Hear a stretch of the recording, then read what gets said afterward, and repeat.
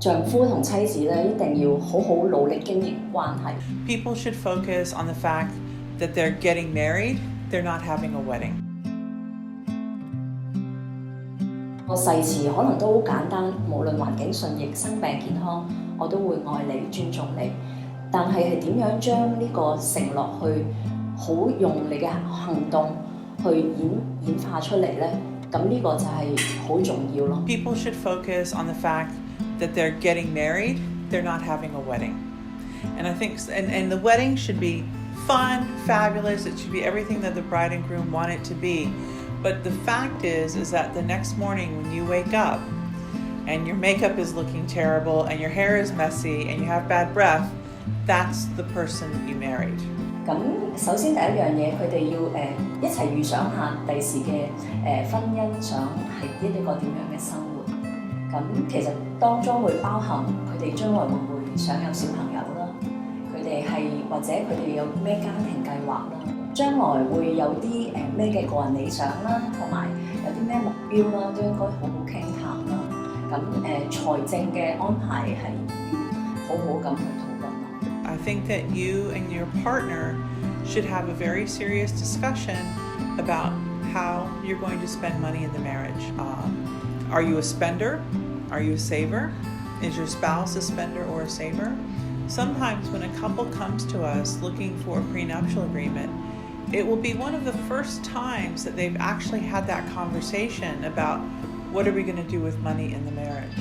喺要生小朋友之前咧，喺無論財政啦、點樣教養小朋友方面啦、點樣照顧啦，都要好多討論。更之然，其實小朋友係有機會病嘅，係可以好多未知之數。I think another conversation is also children. Are we going to have children? You know, I'm hoping that comes up during the dating phase and the engagement phase, but sometimes it doesn't. So then suddenly you're married or close to getting married and you find out that one person doesn't really want to have children, or maybe one of you can't have children, and that's another discussion. The last part to your question, I think, is philosophy, or you could also say religion. What are the philosophical or religious beliefs that ground you here on planet Earth, so to speak? And are those philosophies compatible? Because I do have some friends who have very different beliefs and they work it out. Sometimes quite humorously, actually. But it's an area of tension. 咁同埋喺拍拖歲月裏面，其實佢哋應該互相都認識彼此嘅家庭。咁其實結婚唔單止係兩個人咁簡單嘅事情，仲係包含埋彼此嘅家庭嘅。咁所以對同對方嘅家庭有更加多嘅活動啊，去更加理解會更加好嘅。That my top piece of advice is to communicate.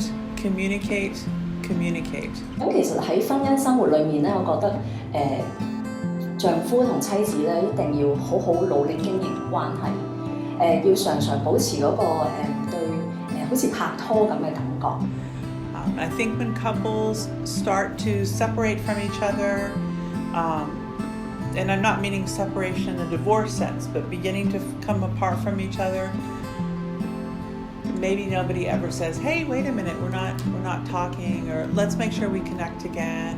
所以相敬如賓，對對方點樣去溫柔去講嘢，好好尊重對方，好好喺適當嘅時候幽默啲啊，搞笑下，其實都係令個家庭關係更加緊密咯。Now this is going to sound a bit philosophical, but accepting your own humanity and the humanity of the person that you married, right? We are going to let each other down, right? I'm going to disappoint you, and your partner is also going, we're going to disappoint each other. And accepting that that's a part of life. 咁約會其實對夫妻嘅關係係好重要嘅，特別係當小朋友出咗世之後，因為咧小朋友出咗世之後，多數嗰個着眼點咧都會去返小朋友度，有陣時就忘卻咗妻子或者丈夫嘅需要。咁我記得一個新郎哥咧好好嘅，佢嗰個誓詞，佢就係話要每一日咧都要好似同對方繼續好好戀愛。記住拍拖呢個感覺，咁繼續住維係住呢個咁深嘅感情咧，係對嗰個婚姻好好咁樣去互相一齊咁樣生活咧，係好重要嘅。I also think it's very important to have confidence in yourself and who you are and what you bring to the marriage, and not to be too needy on the other person to give you your identity.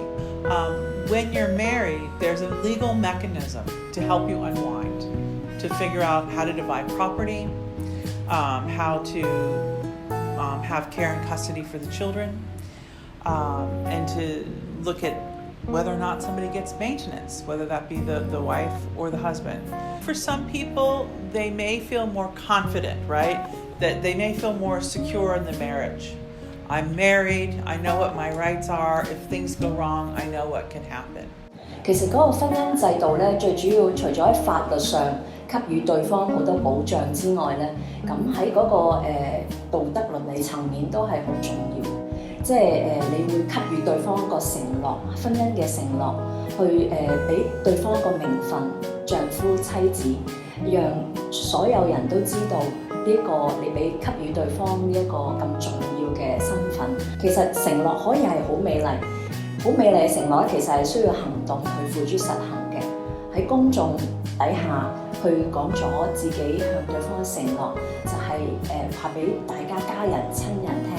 我會點樣好好對待對方一生，去好好咁樣互相珍惜呢一段緣分。